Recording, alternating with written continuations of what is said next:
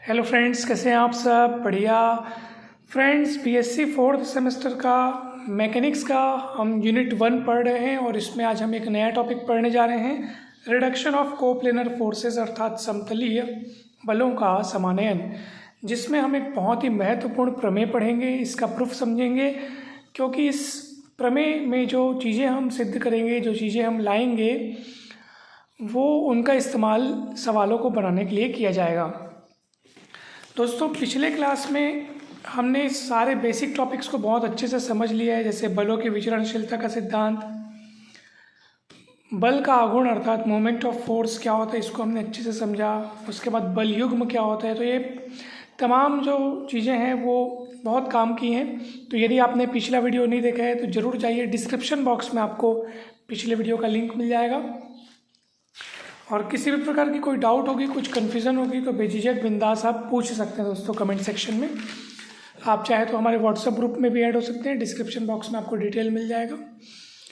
तो चलिए अब हम इस प्रमेय को समझते हैं, ठीक है। तो प्रमेय का स्टेटमेंट क्या कहते हैं, चलिए पहले देखते हैं, फिर चित्र को समझते हैं। एक समतल में एक दृढ़ पिंड के विभिन्न बिंदुओं पर क्रियाशील समतलीय बलों के निकाय को दिए गए बिंदु से होकर जाने वाले एक एकल बल में तथा एक एकल बल युग्म में समानयन किया जा सकता है। यानी कि ये प्रमेय का ये कहना है कि जैसे मान लीजिए ये एक दृढ़ पिंड है और इस दृढ़ पिंड पर बहुत सारे बल क्रियाशील हैं। आप देख सकते हैं जैसे बिंदु A1 पर बल P1 क्रियाशील है, बिंदु A2 पर बल P2 क्रियाशील है, ठीक है। ये पिंड है और इस पिंड के भिन्न बिंदुओं पर भिन्न भिन्न बल क्रियाशील है। बिंदु A1 पर बल P1 क्रियाशील है, बिंदु A2 पर बल P2 क्रियाशील है, बिंदु A3 पर बल P3 क्रियाशील है, ठीक है। और भी अनेक बिंदु हैं, हमने यहाँ पे 3 दिखाए हैं, ऐसे A1 A2 A3 A4 A5 A6 जितने बहुत सारे मतलब ऐसे, ठीक है। A1 के निर्देशांक x1 y1, A2 के निर्देशांक x2 y2, A3 के निर्देशांक x3 y3। और ख़ास बात क्या है कि ये सारे बल जो है ना वो समतलीय हैं, यानी एक समतल में लग रहे हैं, ठीक है। जैसे ये एक समतल हो गया तो यहीं पे P1 P2 P3 ऐसा है, ठीक है। एक ही समतल पे हैं इन लोग P1 P2 P3। ऐसा नहीं है कि जैसे ये P1 है तो P2 इतना ऊपर है, फिर P3 इतना नीचे, ऐसा नहीं है। वो सब एक समतल पे हैं, समतलीय बल हैं, ठीक है। इसलिए हम बोले समतलीय बलों का समानयन। तो मेन मुद्दा क्या है वो सुनिए। थ्योरम का ये कहना है कि इस पिंड पर इतने सारे बल जो लग रहे हैं, भले 3 दिखाएं, ऐसे बहुत सारे लग रहे हैं, ठीक है। तो इतने सारे बल लग रहे हैं और सारे बल क्या है, समतलीय हैं। तो इतने सारे बलों के बराबर हम क्या क्या कर सकते हैं, एक ऐसा बल बनाएंगे और एक ऐसा बलयुग्म बनाएंगे, ठीक है। हम R और G बनाएंगे, यानी ये एक बल है और एक बलयुग्म है, और केवल एकमात्र एक बल और केवल एकमात्र एक बलयुग्म की मदद से उस पिंड पर उतना इफेक्ट पड़ेगा जितना ये सारे बल मिलकर डाल पा रहे हैं। यानी इन सारे बलों के बराबर मैं ये 2 चीज़ें ला सकता हूँ, यानी कि इन सारे बलों को मैं मिला करके मैं इन 2 चीज़ों के रूप में परिवर्तित कर सकता हूँ। इतने सारे बलों का प्रभाव इज इक्वल टू इन दोनों का प्रभाव। समझ में आ रहा है आपको कि इतने सारे बलों का इस पिंड पर वही इफेक्ट पड़ेगा जो इफेक्ट मात्र इस एक बल और मात्र इस एक बलयुग्म के का जो इसमें इफेक्ट पड़ेगा वो इतने सारे बलों के इफेक्ट के बराबर होगा। तो इसका अर्थ क्या है कि हमारा जो कैलकुलेशन है, जब हम सवाल बनाएंगे तो इतने सारे जो बल लग रहे हैं इनका कैलकुलेशन थोड़ा जटिल हो जाएगा। तो हम ये वाला तरीका अपनाएंगे कि भैया इतने सारे बलों का इसमें वही इफेक्ट पड़ेगा जो इफेक्ट इस मात्र एक बल और इस एक बलयुग्म का, इन दोनों मिला करके ये इस पर वही इफेक्ट डालेंगे। तो हमको वही चीज़ पता करनी कि R की वैल्यू और G की वैल्यू क्या होनी चाहिए। R ज्ञात करने और G ज्ञात करने, इनकी वैल्यू क्या होनी चाहिए कि भैया ये दोनों मिल करके इस पर उतना ही इफेक्ट डाल पाए जितना ये सब लोग मिल करके डाल पा रहे हैं। P1 P2 P3 ये सब लोग मिल करके इस पर उतना ही इफेक्ट डाल पा रहे हैं जितना कि ये दोनों मिलके पूरा उसको बैलेंस कर देंगे। उसी को लिखा है कि भैया विभिन्न बिंदुओं पर क्रियाशील समतलीय बलों के निकाय को मतलब ये इस पूरे सिस्टम को केवल दो चीज़ में अपन समानयन कर सकते हैं। किस पे? एक दिए गए बिंदु से होकर जाने वाले एकल बल में और एकल बल युग्म में। ठीक है फ्रेंड्स, दिया गया बिंदु मान लो यदि ओरिजिन अपन लेते हैं, ओरिजिन से होकर जाने वाले एकल बल में और एकल बल युग्म में समानयन किया जा सकता है। ये अपन सिद्ध करेंगे दोस्तों। ठीक है, यहाँ पर जो बात लिखी है ना दिए गए बिंदु से, तो वो दिया गया बिंदु अपन किसको ले रहे हैं? ओरिजिन को ले रहे हैं, मूल बिंदु को ले रहे हैं। ठीक है, तो मूल बिंदु से होकर जाने वाले एकल बल में और एकल बल युग्म में समानयन किया जा सकता है। ये अपन सिद्ध करेंगे दोस्तों। भले आपको थ्योरम समझने में थोड़ा समय लग रहा है, लेकिन अच्छे से आप समझोगे, कहीं कोई डाउट की कोई गुंजाइश नहीं रहेगी। इसलिए इत्मीनान से धैर्य रख के वीडियो को लास्ट तक जरूर देखिएगा। चैनल पर नए हो तो तुरंत सब्सक्राइब कर लो, मैथ्स के लिए ये चैनल हमेशा काम आएगा। और वीडियो को यदि अभी तक आपने लाइक नहीं किया है तो ज़रूर लाइक कीजिएगा। और चलिए अब आगे बढ़ते हैं। अब दोस्तों देखिए हम यहाँ पे क्या क्या कार्य करते जा रहे हैं, ध्यान से देखिएगा। बिंदु A1 पर जो बल P1 लग रहा है, इसको मैं दो कंपोनेंट्स में विभाजित करता हूँ, इसको दो टुकड़ों में तोड़ता हूँ। एक टुकड़ा इधर भेज देता हूँ, यानी x अक्ष के समांतर इस बल को x1 कह देता हूँ। एक टुकड़ा उधर भेज देता हूँ, यानी y अक्ष के समांतर इस बल को मैं y1 कह देता हूँ। मतलब बल P1 को मैंने दो टुकड़ों में तोड़ दिया। जैसे बल P1 को मैंने दो टुकड़ों में तोड़ा, ऐसे बल P2 को भी दो टुकड़ों में तोड़ देता हूँ, दो कंपोनेंट्स में विभाजित कर देता हूँ। एक x2 कैपिटल X2 और इधर कैपिटल Y2, ये x अक्ष की दिशा में, ये y अक्ष की दिशा में। ऐसे इसको भी दो टुकड़ों में तोड़ देता हूँ, दो कंपोनेंट x3 y3। ठीक है फ्रेंड्स, चित्र कहीं भी अस्पष्ट लगे तो किताब का सहारा जरूर लीजिएगा। अब देखिए क्या कर रहे हैं। अब मैं इस एक को पकड़ता हूँ, ठीक है, बिंदु A1 को पकड़ता हूँ, उस पर जो बल लग रहा है उसको ध्यान देता हूँ। जो भी काम करूँगा मैं इसके लिए करूँगा और इसके लिए करके एक रिजल्ट लाऊंगा और उस रिजल्ट के हिसाब से इन बाकी लोगों के लिए मैं इसी प्रकार करके लिए लिखूँगा। तो मैं इस पर ध्यान दे रहा हूँ अब। ठीक, चलिए आप देख पा रहे हैं कि बिंदु A1 पर x अक्ष की दिशा में बल लग रहा है x1 और y अक्ष की दिशा में बल लग रहा है y1। हम क्या कर रहे हैं अब वो देखिए, हम ना यहाँ पर बिंदु O में, जो कि मूल बिंदु है, दो बराबर बल ले रहे हैं विपरीत दिशा में। ठीक है, जैसे मान लो मैं O से इस तरफ लिया x1 बल, तो आप कहेंगे सर ज़बरदस्ती ऐसे कहीं भी कोई भी बल क्यों ले रहे हैं आप, ऐसे तो गड़बड़ हो जाएगा। तो दोस्तों मैं आपको ये समझाना चाहता हूँ कि अगर मैं इस दिशा में एक बल x1 ले रहा हूँ तो मैं जस्ट अपोजिट दिशा में उतने ही परिमाण का बल ले रहा हूँ मैं। तो ऐसा करने से मैं उस सिस्टम पे कोई प्रभाव नहीं डाल रहा हूँ, मैं कुछ गड़बड़ उत्पन्न नहीं कर रहा हूँ। जैसे मैथ्स में x + y से कहीं कुछ लिखा हुआ है, मैं मान लो 5 जोड़ रहा हूँ, तो ज़बरदस्ती 5 जोड़ेंगे तो गड़बड़ जाएगा, तो बैलेंस करने के लिए 5 घटा दूंगा, तो वापस से कट पिट करके वापस आपके पास इतना ही आएगा ना।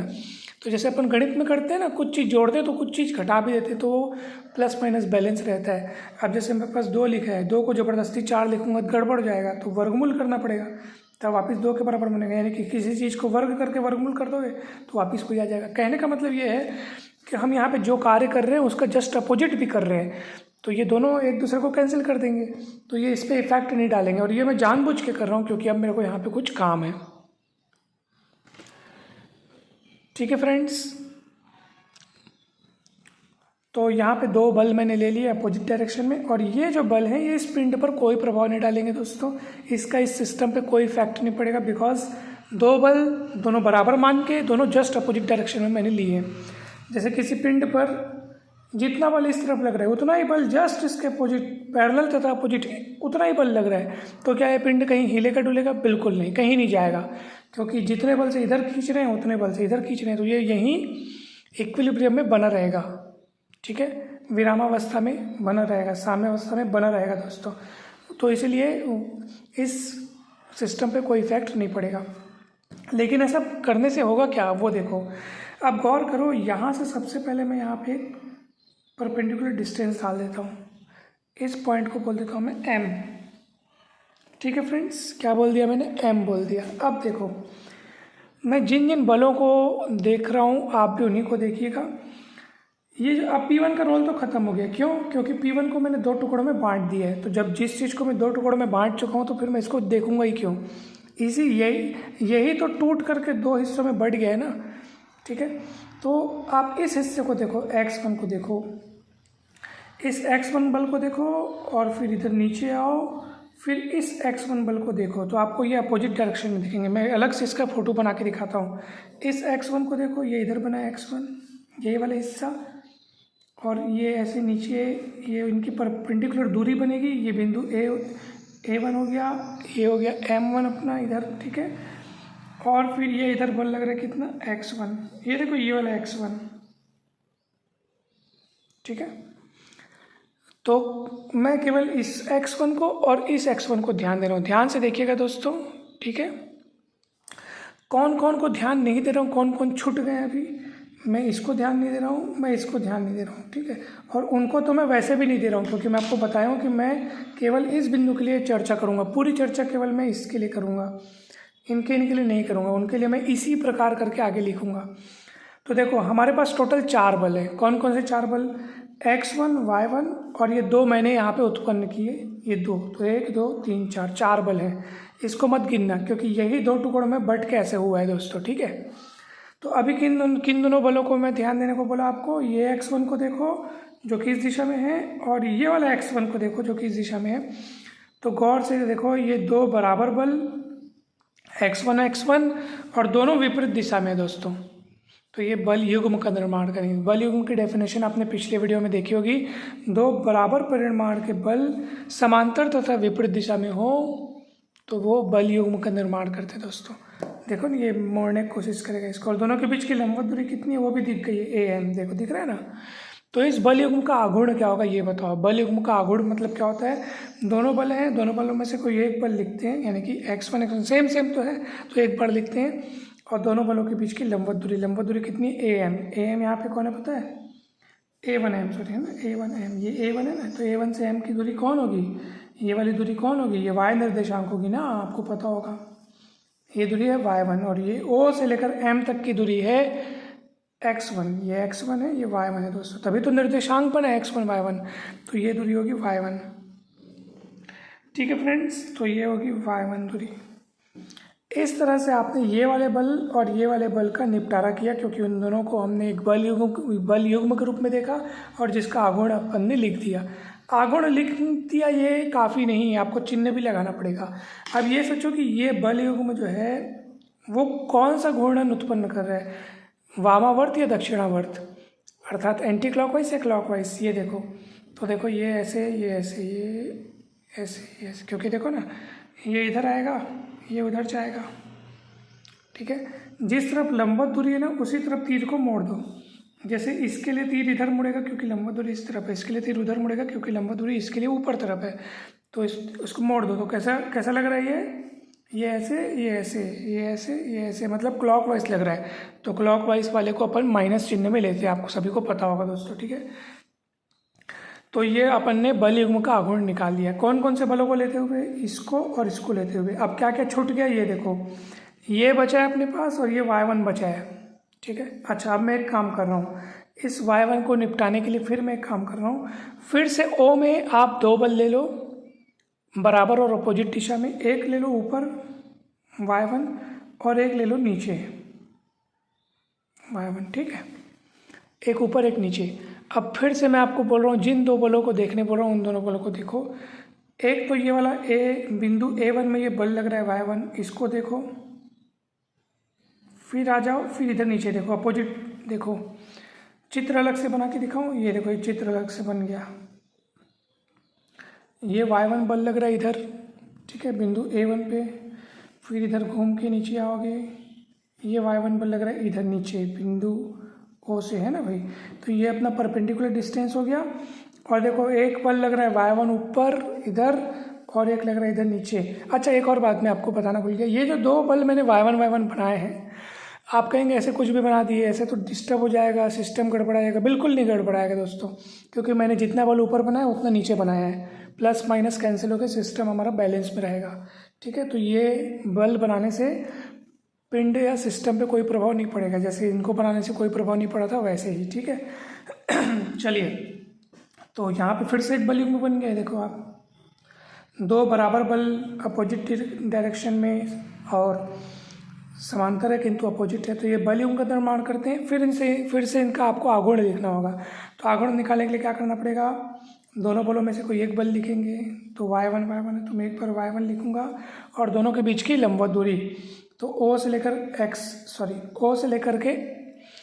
लेकर के A1 तक की लंबवत दूरी कितनी होगी, ये वाली लंबवत दूरी कितनी है दोस्तों, ये कोई और नहीं बल्कि x निर्देशांक यानी x1 है ना, सॉरी A1 नहीं होना चाहिए, A1 तो यहाँ है ना, उसको जब अपन एक मिनट है ना, ये एक्चुअली ऐसे आके ऐसे, तो ये M, ये वाला पॉइंट क्या होगा, M होगा दोस्तों।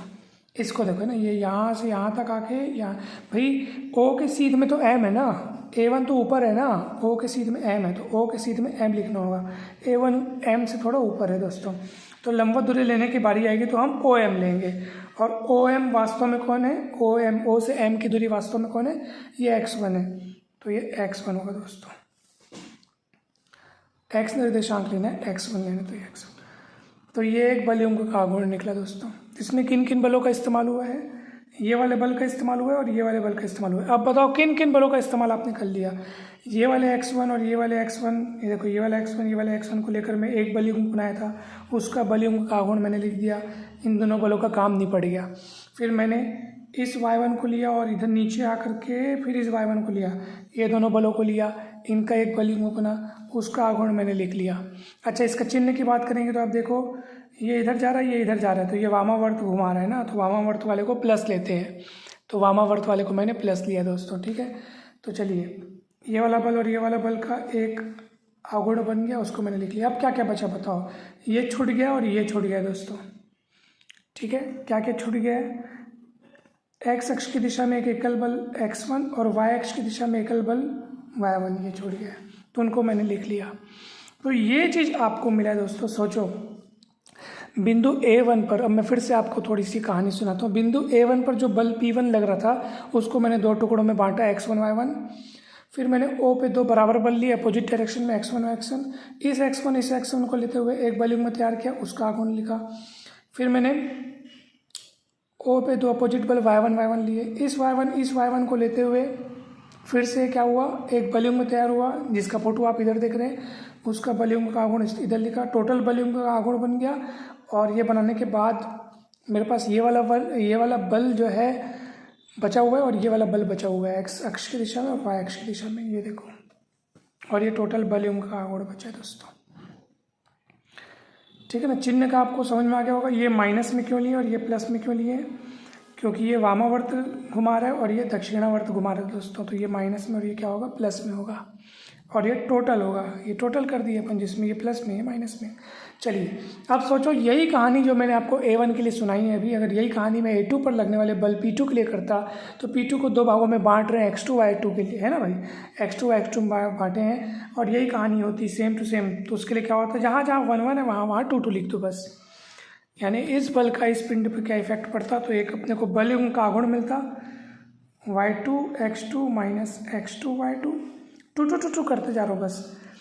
फिर जैसे यहाँ पे O से x अक्ष में अपने को एक बल मिला x1, तो इसके लिए अपने को मिलता है x2, जैसे यहाँ पे y1 मिला है वैसे यहाँ पे मिलता है y2, ठीक है। ऐसे चलते चलते ये नीचे चलते जाएगा, ऐसे ही पूरा सबके लिए ऐसे हो जाता है दोस्तों, ठीक है।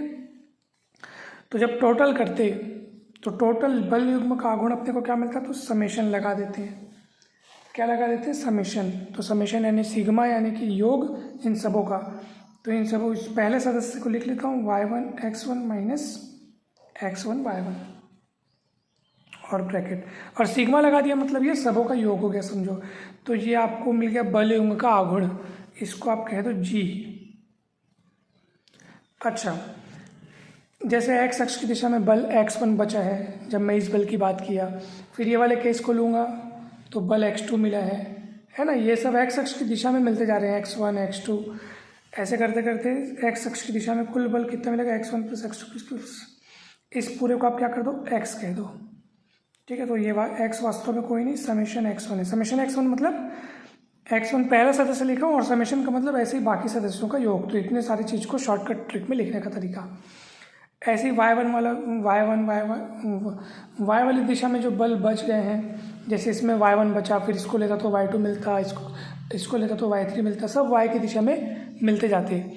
ठीक है, तो उसको कैसे लिखेंगे, y1 प्लस y2 प्लस ऐसे करके, तो उसको अपन क्या लिखेंगे, समेशन y1। पहले सदस्य को लिख करके समेशन लगा लो, ये ऐसे दोस्तों। ठीक है, अब देखो तो ये x1 है, सॉरी x1 x2 x3 ये सब किसकी दिशा में मिल रहा है, x अक्ष की दिशा में मिल रहा है पूरा, जिसका टोटल हो गया, रिजल्टेंट हो गया x। ये y1 y2 y3 ये सब किसकी दिशा में मिल रहा है, y की दिशा में मिल रहा है। तो अलग से इनका फोटो आप देख सकते हो, इन सबों का टोटल x, इन सबों का टोटल हो गया y, तो इन दोनों का रिजल्टेंट मान लो इधर जा रहा है r, इन दोनों का परिणामी। ठीक है, ऐसे करके आप इसको पूरा कर लो। इसको थोड़ा सा छोटा कर लेता हूँ मैं, ताकि डब्बा अच्छे से बन जाए, समांतर चतुर्भुज बन जाए। ठीक है, तो परिणामी क्या है, r। मैं ये मतलब कि मैं क्या कर रहा हूँ, जो x अक्ष में जितने भी बल इकट्ठा हुए उनका टोटल हुआ x, y अक्ष में जितने भी बल इकट्ठा हुए उनका टोटल हुआ y। अब ये दो बलों को मैं फिर से रिजल्टेंट निकाल करके एक बल बना रहा हूँ। तो x इतने सारे लोग को इकट्ठा करने से जो x बना, और इतने सारे लोग को जो इकट्ठा करने से y बना, इन दोनों का फिर से एक इकट्ठा, इन दोनों का फिर से एक रिजल्टेंट बना रहा हूँ r, जो कि पाइथागोरस प्रमेय से मिलेगा अपने को। तो वो क्या मिलेगा, कर्ण का वर्ग बराबर लंब, जैसे ये y है तो इसको आप y के रूप में ले लो, ये x ये y, तो ये ऐसा दोस्तों x square plus y square. तो r का मान क्या निकल जाएगा, √x square plus y square. तो ये जो दो बल x और y बने थे, इनका अपन रिजल्टेंट निकाल के r एकल बल के रूप में अपन इसको समानित कर दिए। तो कुल मिला के आपको मिल गया ना, एक तो बलयुग्म का आघूर्ण मिला, इन सभी बलयुग्म के आघूर्णों को जोड़ने से एक आपको टोटल बलयुग्म का आघूर्ण मिला g, और एक मिला r। यही सिद्ध करना था कि इतने सारे जो बल लग रहे हैं इनको आप रिड्यूस करके दो चीज़ों में कन्वर्ट कर सकते हो, दो चीज़ों में रिड्यूस कर सकते हो। ठीक है, दो चीज़ों में आप उनको बदल सकते हो, समानित कर सकते हो। कौन सी दो चीज़ें, r और g। r क्या है, एकल बल जो कि मूल बिंदु से गुजर रहा है, और ये बल युग्म का आघूर्ण g, जिनका सूत्र ये है। तो अब आप समझ गए होंगे कि कौन किसका सूत्र क्या क्या है। ठीक है, इस सभी सूत्रों को अच्छे से याद रखना है दोस्तों। ठीक, अब प्रश्न ये उठता है कि यदि मैं मूल बिंदु को यहाँ से उठा करके कहीं और किसी बिंदु में शिफ्ट कर दूँ तो क्या होगा। ठीक है, जैसे मूल बिंदु ये O है, मैं यहाँ पे मूल बिंदु को यहाँ पे शिफ्ट कर दूँ O डैश में, और इस बिंदु के निर्देशांक मान लो h के हैं। ठीक है, अब निर्देशांक बदल गया, निर्देशांक बदलेंगे तो ये दूरियाँ x1 y1 ये सब जो अपन नाप जोक किए हैं ये सब बदल जाएंगे, क्योंकि मूल बिंदु को मैंने उठा के बदल दिया। तो अब ये देखो, जब ये दूरियां बदलेंगी x1 y1 तो उस हिसाब से ये वैल्यूज़ भी बदलेंगी क्या, क्योंकि यहाँ पे इन दूरियों का खेल आया। देखो x1 y1, बलों को मत देखो, मैं बलों में छेड़छाड़ नहीं कर रहा हूँ, मैं बोल रहा हूँ मूल बिंदु का अगर मैं उठा बदल दूँ, मूल बिंदु अभी यहाँ पे उसकी जगह को मैं कहीं और फिट कर दूँ तो इनमें क्या क्या चेंजेस आएगा ये मैं देखना चाहता हूँ। तो मूल बिंदु उठाने से दूरियाँ वूरियाँ सब बदल जाएंगी। तो दूरियाँ यहाँ पे ना, इसलिए g का मान बदलेगा, r का मान नहीं बदलेगा, क्योंकि r के सूत्र में केवल कैपिटल X और कैपिटल Y दिख रहा है जो कि बल है। तो हम बल को नहीं बदल रहे हैं, हम तो मूल बिंदु को बदल रहे हैं। मूल बिंदु बदलने से दूरियां बदलेंगी, और दूरियों का यहाँ कोई उल्लेख नहीं है। क्या यहाँ पे स्मॉल x y आया है, नहीं। स्मॉल x y दूरियाँ हैं ना, x1 y1 ये स्मॉल लेटर्स वाली दूरियाँ हैं, दूरियाँ यहाँ नहीं आई हैं, इसलिए r नहीं बदलेगा, g बदलेगा। कैसे बदलेगा देखो ध्यान से, मैंने कहाँ शिफ्ट किया, एच के में शिफ्ट किया है, एच के में शिफ्ट किया है ना, इसलिए मैं क्या करूँगा, नया जो मूल बिंदु है उसके सापेक्ष अगर बलयुग्म का आघूर्ण निकालना हो तो समेशन लिखेंगे। पहले क्या सूत्र था, y1 x1, और x1 की जगह में x1 माइनस h करना है, और जो y1 है उसकी जगह y1 माइनस k करना है। देखो पहले सूत्र क्या था, मैं बाजू में लिखता हूँ। पहले आपके पास था y1 x1 minus x1 y1। ठीक है, ये पहले का सूत्र था जो पिछले पेज में लिखा हुआ है। तो इसी x1 की जगह x1 माइनस h, इसी y1 की जगह y1 माइनस k, जहाँ h के नए मूल बिंदु के निर्देशांक हैं। मूल बिंदु को मैंने शिफ्ट कर दिया है। ठीक है फ्रेंड्स, कहीं कोई दिक्कत वाली बात नहीं है। तो ये पुराना वाला जो बलयुग्म का आघूर्ण है उसमें x1 की जगह x1 माइनस h और y1 की जगह y1 माइनस k लिखेंगे। यानी g का मान बदलेगा, r का मान नहीं बदलेगा, क्योंकि इसमें स्मॉल x1 y1 है ही नहीं। अगर इस यहाँ भी होता तो यहाँ भी x1 की जगह x1 माइनस h और y1 की जगह y1 माइनस k लिखते हैं। दूरियों का यहाँ कोई रोल नहीं है, इसलिए r का मान पॉजिटिव रहेगा, g का मान बदलेगा। वो भी कब बदलेगा, यदि अपन मूल बिंदु को शिफ्ट करते हैं तब। तो यहाँ पे क्या हो जाएगा देख लो ज़रा।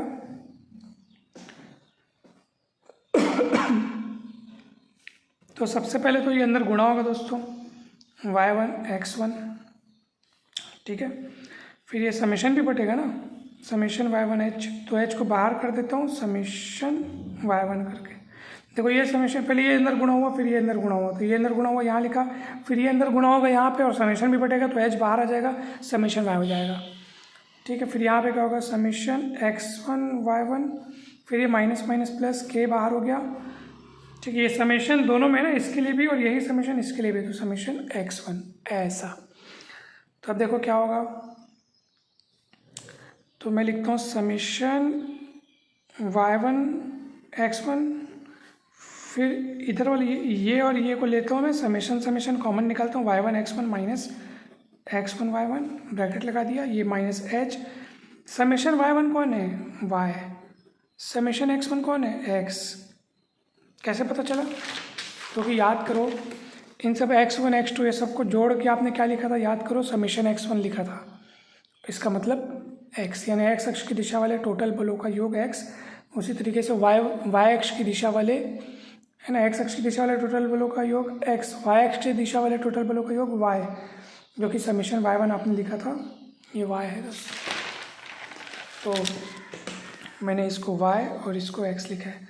ये अच्छा, अब ये कौन है, ये अपना पुराना वाला g है दोस्तों, देख लो, ये देखो, यकीन नहीं है तो देख लो, ये अपना पुराना वाला g है।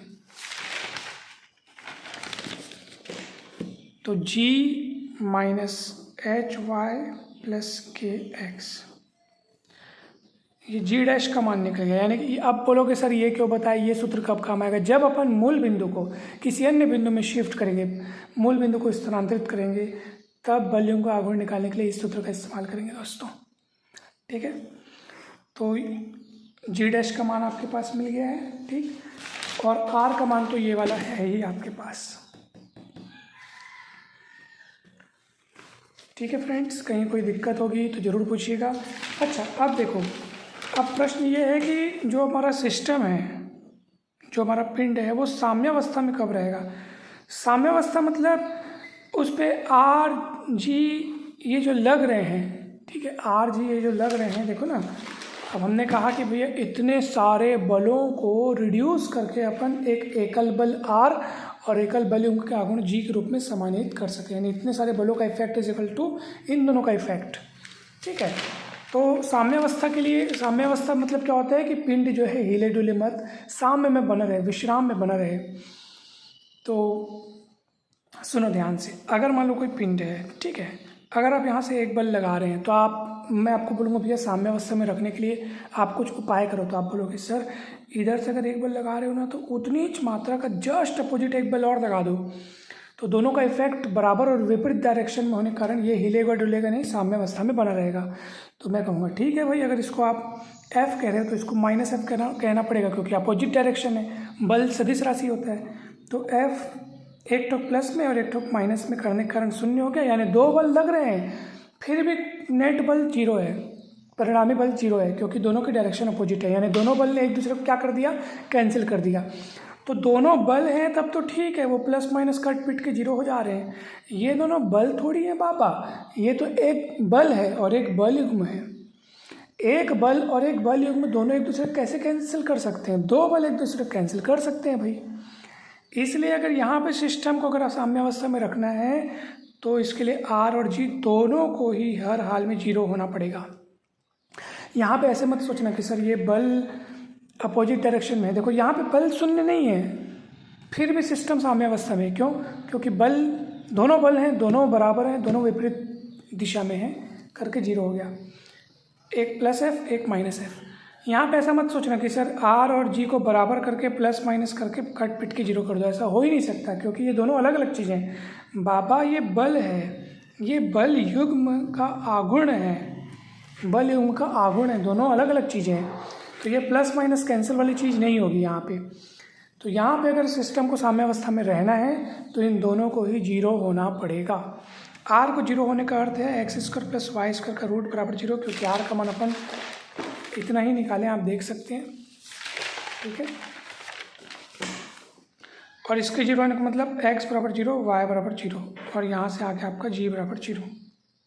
तो ये अभिष्ट प्रतिबंध है सिस्टम को साम्यावस्था में होने के लिए दोस्तों, कि एकल बल जो इस पर परिणामी बल वो भी 0, वॉल्यूम का गुण वो भी 0। ठीक है फ्रेंड्स, तो इस चीज़ को आपको हमेशा ध्यान रखना है, याद रखना है। कल के क्लास में हम लोग इससे संबंधित सवाल देखेंगे दोस्तों। मुझे पूरी उम्मीद है कि ये वीडियो आपको बहुत बेहतरीन तरीके से समझ में आया होगा। ये पूरा सवाल, ये पूरा प्रमेय, जिन सूत्रों की स्थापना हमने इस सवाल में, इस वीडियो में करी है दोस्तों, बहुत इंपॉर्टेंट है। वो ज़रूर आप लोग इसको रिवाइज़ कीजिएगा, प्रैक्टिस कीजिएगा। कहीं पर भी कोई भी डाउट हो, कुछ कन्फ्यूज़न हो, कुछ पूछना हो तो बेझिझक बिंदास कमेंट सेक्शन में पूछिएगा। आप चाहे तो सीधे हमसे व्हाट्सएप पे भी पूछ सकते हैं। और दोस्तों, अगर सब कुछ समझ में आ गया हो, वीडियो अच्छा लगा हो तो कमेंट करके ज़रूर बताइएगा दोस्तों। और आप सभी को बहुत बहुत धन्यवाद। जल्दी मिलते हैं हम नेक्स्ट वीडियोज़ में।